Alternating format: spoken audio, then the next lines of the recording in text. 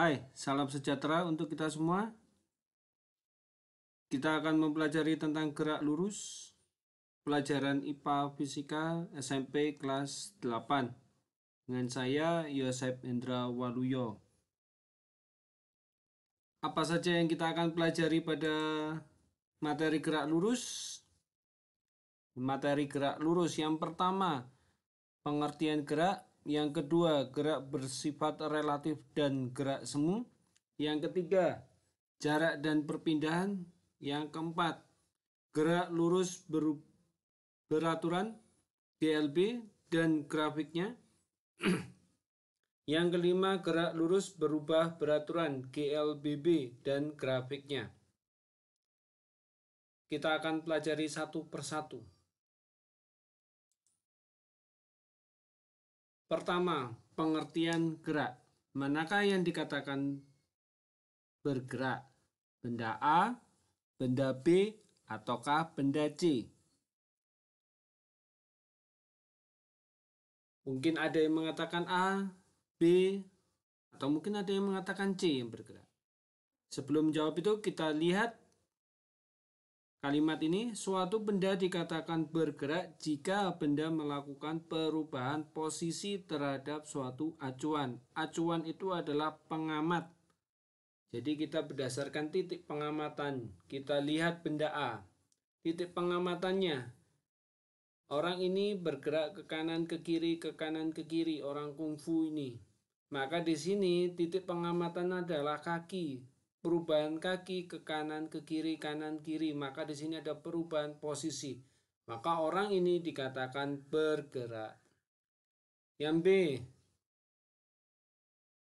sepedanya dari kanan ke kiri, kiri ke kanan, kiri ke kanan, kiri ke kanan. Maka di sini ada perubahan posisi.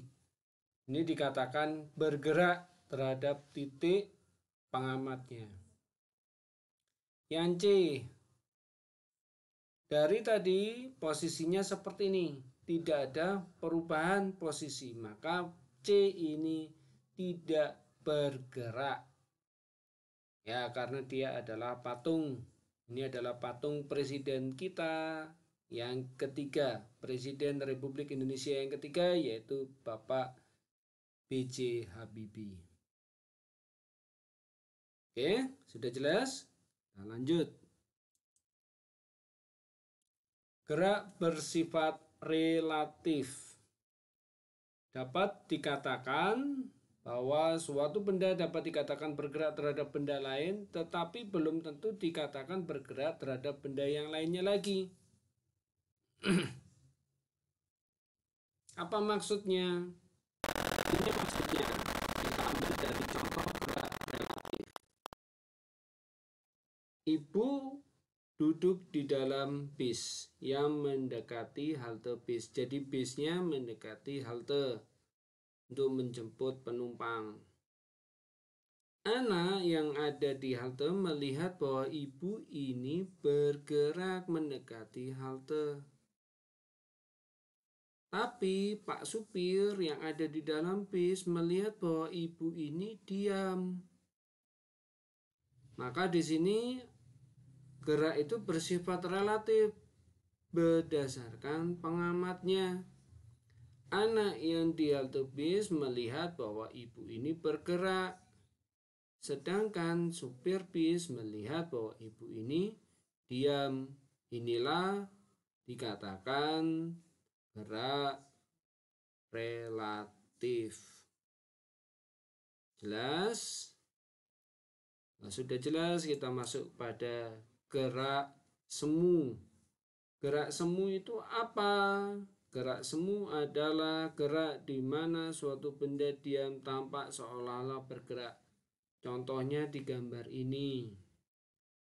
Tampaknya pohon ini bergerak mendekati orang. Padahal kenyataannya orangnya yang bergerak mendekati pohon. Inilah yang dinamakan dengan gerak semu. Nah, kita masih banyak menjumpai gerak semu di dalam kehidupan kita sehari-hari. Oke, udah paham? Kita lanjutkan pada yang berikutnya, jarak dan perpindahan. Itu termasuk dalam gerak lurus beraturan. Kita lihat dari contohnya terlebih dahulu. Seorang ayah bergerak dari rumah menuju kantor. Kemudian ayah ini dari rumah menuju ke kantor, ke taman, kembali lagi ke kantor. Maka jarak ayah dari rumah ke taman ke kantor itu adalah 300 ditambah 100 tambah 100, maka hasilnya adalah 500. Bagaimana perpindahan ayah dari rumah ke taman ke kantor? Dilihat dari posisi awalnya, yaitu dari rumah. Ini posisi awalnya. Akhirnya adalah di kantor. Ya. Maka berapakah perpindahannya? Iya, dari rumah ke kantor. Berapa jaraknya? 300. Kalau mau dibuat secara matematis, bisa, yaitu dengan 300 ditambah 100. Karena dia ke kanan, maka ditambah. Kemudian dia bergerak ke kiri 100, maka dikurang 100, maka jarak seluruhnya adalah 300. Ini adalah perpindahan. Maka dari sini kita bisa membuat pengertian dari jarak dan perpindahan. Apa itu? Yang pertama, jarak adalah panjang seluruh lintasan yang ditempuh oleh suatu benda. Jadi contohnya itu ya, jarak termasuk besaran skalar karena besarannya hanya menunjukkan nilai tanpa memperhatikan arah. Simbol jarak adalah S. Maka S total adalah S1 tambah S2 tambah S3. 300 ditambah 100 tambah 100, hasilnya 500. Perpindahan adalah panjang lintasan dari posisi awal sampai dengan posisi akhir benda. Simbol perpindahan adalah X. Perpindahan termasuk besaran vektor karena besarannya menunjukkan nilai dan arah ke kanan positif, ke kiri negatif. X totalnya adalah tetap X1 tambah X2 tambah X3. Karena dia ke kanan, nilainya 300. Ditambah ke kanan lagi 100. Kemudian dia ke kiri, maka tandanya bukan plus tetapi minus atau negatif karena dia bergerak ke kiri. Sehingga dihasilkan adalah 300. Seperti itu perbedaan antara jarak dan perpindahan. Oke, kalau sudah paham, kita lanjut ke yang keempat. 4 adalah gerak lurus beraturan. Apa ciri-ciri gerak lurus beraturan? Yang pertama, ciri-ciri gerak lurus. Ya, namanya gerak lurus pasti lintasannya adalah lurus. Benda bergerak pada lintasan yang lurus. Yang kedua, beraturan. Benda bergerak dengan kecepatan yang sama, konstan atau beraturan. Ya, ini ciri yang kedua. Yang ketiga, benda tidak melakukan perubahan kecepatan tiap detiknya. Perubahan kecepatan tiap detiknya tidak ada, maka tidak ada percepatan. Apa itu percepatan? Perubahan kecepatan. Maka nilainya adalah 0. Nah, sekarang kita pelajari apa sih itu kecepatan? Ya, kecepatan dan kelajuan. Kelajuan adalah jarak S dibagi dengan waktu T. Rumusannya V sama dengan S total dibagi dengan waktu total S1 tambah S2 tambah S3 dibagi T1 tambah T2 tambah T3. Kecepatan V adalah perpindahan X dibagi dengan waktu T. Maka X bar adalah X total dibagi T total X1 tambah X2 tambah X3 per T1 tambah T2 tambah T3. Itu ya. Nah, kita masuk ke contoh soalnya supaya tidak bingung. Contoh soal, sebuah mobil bergerak ke timur kanan ya, timur itu sejauh 400 meter selama 60 detik. Lalu bergerak ke kiri sejauh 200 meter selama 60 detik. Tentukan A. Jarak tempuh mobil, B. Perpindahan mobil, C. Kelajuan mobil, D. Kecepatan mobil. Mobil bergerak ke kanan 400 meter dengan waktu T1 60 detik. Kemudian dia bergerak ke kiri 200 meter dengan waktu 40 detik. Maka jarak seluruhnya adalah S1 tambah S2 400 tambah 200 sama dengan 600. Itu jaraknya, dijumlahkan saja. Yang B, perpindahan X1 tambah X2 sama dengan 400 dikurang 200. Kenapa dikurang? Karena diarahnya ke kiri. Ya, maka di sini 400 dikurang 200 sama dengan 200. Yang C, kelajuan. Kelajuan itu adalah jarak S1 ditambah S2 dibagi dengan waktu total T1 tambah T2. 400 tambah 200 per 60 tambah 40. 600 per 100 sama dengan 6 per meter per second. 6 meter per second ya. Yang D, kecepatan V bar X1 tambah X2 per T1 tambah T2. 400 dikurang 200 per 60 tambah 40. 200 per 100 sama dengan 2 meter per second. Itu ya untuk kecepatan dan kelajuan. Berikutnya contoh soal yang kedua. Seorang pembalap menaiki sepeda motor dengan kecepatan 5 meter per second selama 20 detik. Berapa jarak tempuhnya selama 20 detik? Ya, kecepatan tadi adalah simbolnya V, 5 meter per second. Waktunya T, 20 detik atau 20 second. Maka yang ditanyakan adalah jaraknya. Berarti jarak adalah V kali T, 5 kali 20 sama dengan 100. Oke, itu ya dua contoh tentang gerak lurus beraturan. Kita masuk pada grafik gerak lurus beraturan. Grafik gerak lurus beraturan ada dua, grafik kecepatan terhadap waktu. Itu yang pertama. Kita lihat yang beraturan adalah kecepatannya, maka di sini kecepatannya selalu sama.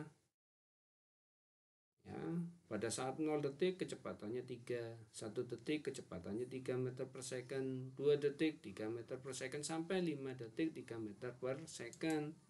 Nah, kecepatannya sama, yaitu 3 meter per second mulai dari 0 sampai ke 5. Perpindahannya dari detik ke 0 sampai ke 5 adalah, kita bisa hitung luas grafiknya, panjang kali lebar, 5 kali 3, 15, atau dari rumusannya X sama dengan V kali T. V-nya adalah 3, T-nya adalah 5, 15 sama hasilnya.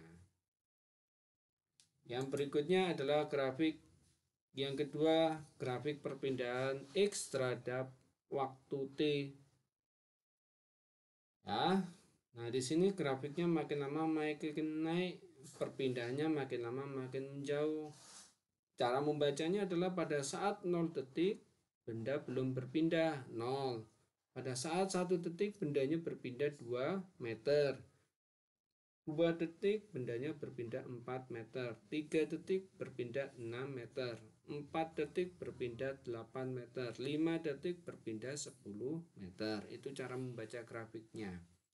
Dari grafik ini kita bisa peroleh kecepatannya. Bagaimana? Yaitu V sama dengan X dibagi T. Kita ambil X-nya 2 meter, T-nya 1, berarti 2 dibagi 1 sama dengan 2 meter per second. Oke, ini untuk grafik gerak lurus beraturan. Kita masuk yang kelima, gerak lurus berubah beraturan. Apa ciri-ciri yang pertama? Sama seperti dengan gerak lurus beraturan, yaitu benda bergerak pada lintasan yang lurus. Yang kedua, benda bergerak dengan kecepatan yang berubah. Ya, kecepatannya berubah. Yang ketiga, benda melakukan perubahan kecepatan. Bagaimana perubahan kecepatannya atau percepatannya? Kecepatannya beraturan atau percepatannya sama atau konstan. Oke. Nah, di sini ada grafik posisinya atau perpindahannya dari pelan-pelan naik makin lama makin menjauh perpindahannya. Grafik percepatannya bagaimana? Dia sama selalu, maka grafik percepatannya lurus seperti ini. Grafik kecepatannya ada 2, yaitu dari 0 sampai T dia makin lama makin meningkat kecepatannya, maka benda ini dipercepat.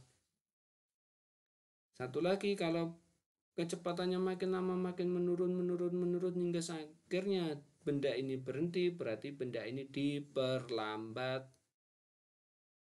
Ya. Nah, sekarang dari contoh ini, grafik kecepatan terhadap waktu, kita bisa menghitung jarak tempuh benda dari 0 detik sampai 7 detik dengan kecepatan seperti ini. Bagaimana cara menghitungnya? Jaraknya yaitu kita hitung luasannya saja. Bisa langsung luasan trapesium atau dihitung satu persatu. Luas 1, luas 2, luas 3. Kita dari luas 1, luas 2, luas 3 saja ya. Luas 1 adalah luas segitiga atau kalau digambarkan di sini setengah kali V dikali delta T. Setengah kali 4 kali 3 kurang 0, hasilnya adalah 2 kali 3 sama dengan 6. Luas yang kedua P kali L, P nya adalah 5 kurang 3, L nya adalah 4 kali 5 kurang 3 2 ya, maka 4 kali 2 sama dengan 8. Luas yang ketiga sama seperti hanya dengan luas 1, yaitu setengah kali alas kali tinggi, setengah kali V kali 7 kurang 2, 2 kali 2 sama dengan 4. Seperti itu ya. Oke, dari ketiga luasan ini kita jumlahkan. Luas 1 tadi 6, luas 2 8, luas 3 4, maka kita jumlahkan seluruhnya 6 tambah 8 tambah 4 sama dengan 18. Nah, ini rumusannya. Kecepatan akhir Vt sama dengan V0 ditambah A kali T. Vt adalah kecepatan akhir, V0 adalah kecepatan awal, A adalah percepatan, S adalah jarak, T adalah waktu. Percepatan itu apa? Kecepatan akhir dikurang kecepatan awal dibagi dengan T. S itu apa? Jarak. Maka di sini V0 dikalikan T ditambah setengah AT kuadrat. VT kuadrat adalah V0 kuadrat ditambah 2 kali A kali S. Seperti itu ya materi kita tentang gerak lurus. Saya ucapkan terima kasih atas perhatiannya. Semoga kita bisa berkembang menjadi lebih baik dengan tetap menjadi diri sendiri dan bangga sebagai warga Indonesia. Salam sejahtera untuk kita semua, salam sehat selalu, dan sampai ketemu lagi.